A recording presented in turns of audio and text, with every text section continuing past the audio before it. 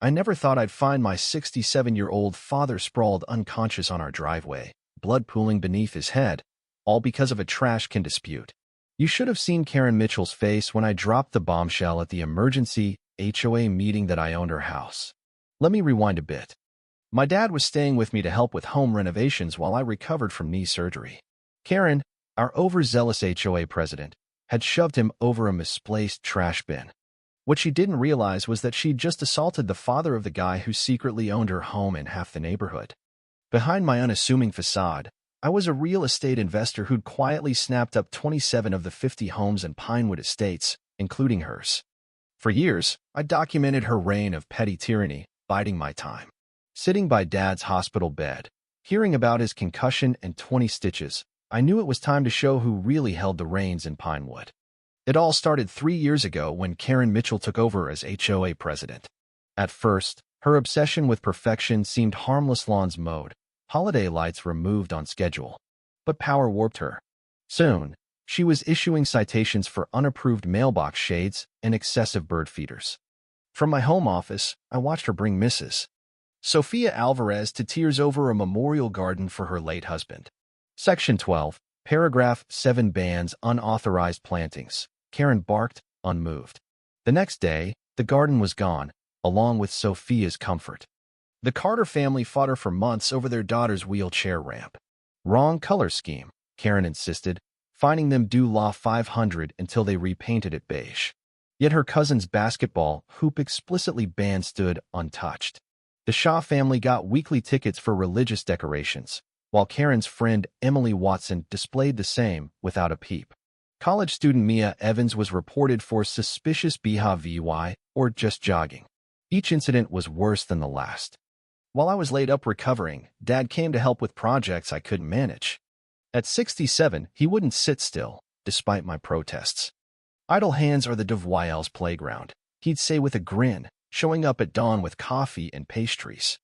That Tuesday, I watched from the kitchen as he set out our trash bins, measuring 12 inches between them per HOA rules. Always a stickler, even for the silliest regulations. Then Karen stormed down the sidewalk, clipboard in hand, face flushed with that someone's in trouble look. Dad waved. Good morning. Pure friendliness. She didn't wave back. These bins VY OLE guidelines, she snapped. Dad blinked. Sorry, ma'am. I thought they were fine. Consulting her clipboard, she sneered. Trash pickups tomorrow. Section 8, Paragraph 4. No bins out more than 24 hours early. I'll move them now. My mistake, Dad said, shoulders slumping. Most people would have appreciated his politeness. Karen wasn't most people. This is your third violation this month. She lead we'd never had one. That's a due law 150 fine. Dad's eyes widened. That's steep for an honest mistake. Maybe we could rules, she interrupted. If you can't follow them, maybe your son doesn't belong here. Dad's patience wore thin, but he stayed calm. Rules matter, but there's room for understanding a mistake. Karen stepped closer, crowding him. I hear excuses every day. Exceptions make everyone special. Sighing, Dad grabbed a bin. I'll move them. No need for this. What nobody knew was that 3 years earlier, when property values dipped, I'd quietly bought homes here as investments through LLCs and a management firm including Karen's, which she'd sold during her divorce for legal fees. She'd been renting from me, I'll believe why us, ever since. I owned 27 of the 50 homes, enough to control the HOA, but I stayed under the radar, tracking her selective enforcement, fund mismanagement, and fines that never improved anything.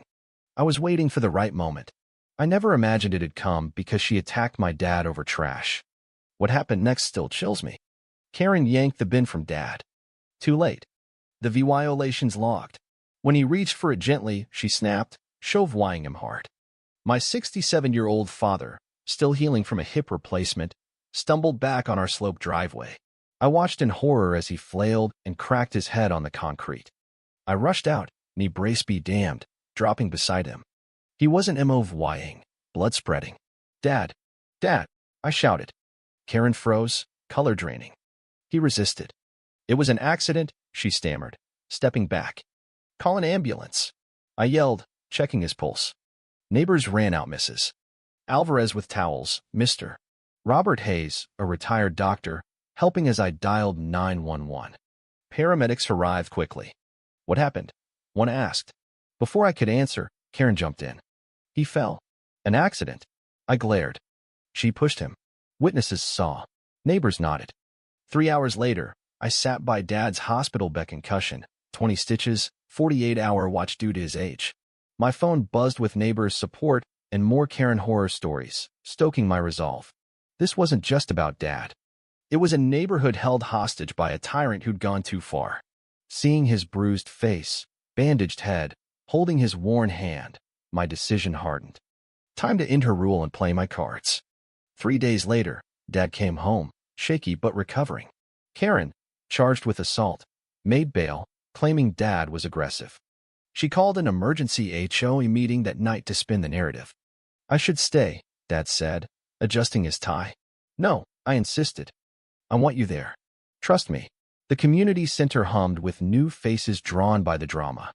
Karen, in a crisp navy suit, stood with her loyal board, faltering when she saw Dad, bandaged, leaning on a cane.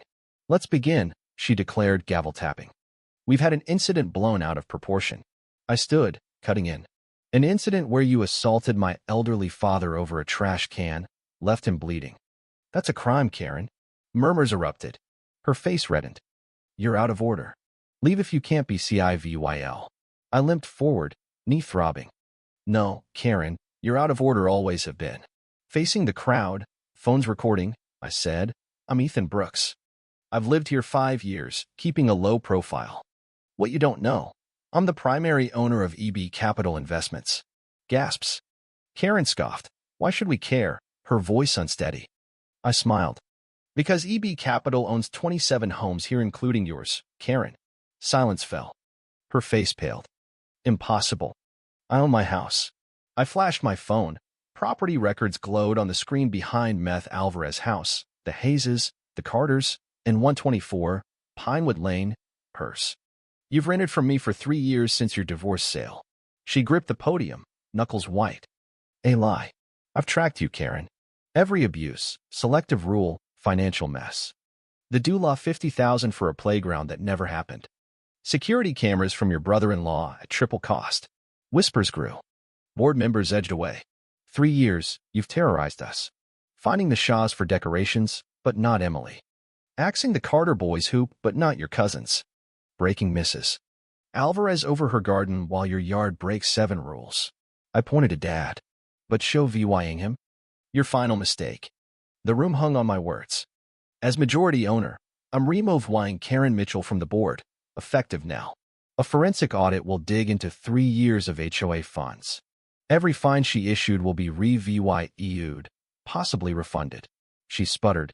You can't. The bylaws 1 vote per property. I own over half. Do the math. Then neighbors stood. Mrs. Alvarez, fined for Spanish at the pool, 4 generations American, but English only.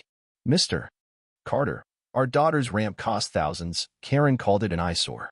Mia Evans reported me jogging, called cops 3 times in my own streets. Each story shrank Karen's presence as she tried to slip out. Officer Daniel Pierce waited. Karen Mitchell, you're under arrest for assault and battery. Dad rose, cane steady, voice quiet but firm. I don't want revenge, just justice and dignity, whatever rules break. Her defeat, as they let her out, was unforgettable. 3 years of her power crumbled. A new, diverse board took over, streamlining rules for upkeep, not control. The audit uncovered doula $200,000 misspent. Karen and 2 allies were ordered to repay. She pleaded guilty, got probation, and left the state. Dad healed, moved here full-time, now heading the garden committee, teaching kids to grow veggies, no fines. I kept my other properties discreet. That wasn't the point. The point was a neighborhood where rules help, not harm, where a trash can slip doesn't call an ambulance. On my desk sits a photo, Dad in our garden, neighbors around him, and a tiny trash can model. Small things spark big change.